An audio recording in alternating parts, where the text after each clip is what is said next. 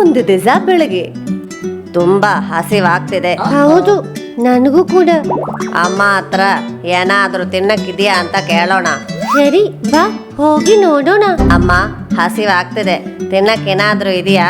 ಸರಿ, ನೀವು ಹೋಗಿ ಕೈ ತೊಳೆದ್ ಬನ್ನಿ, ನಾನು ರೆಡಿ ಮಾಡುತ್ತೀನಿ.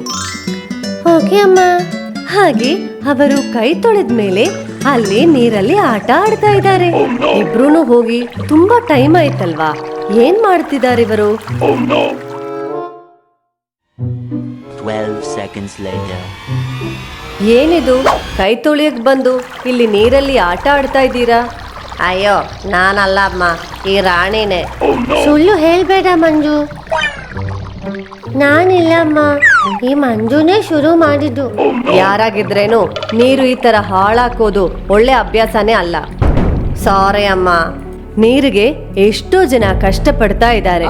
ನೀವು ಈ ತರ ನೀರು ವೇಸ್ಟ್ ಮಾಡಬೇಡಿ. ಗೊತ್ತಾಯ್ತಮ್ಮ, ತಿರ್ಗಾ ಮಾಡಲ್ಲ.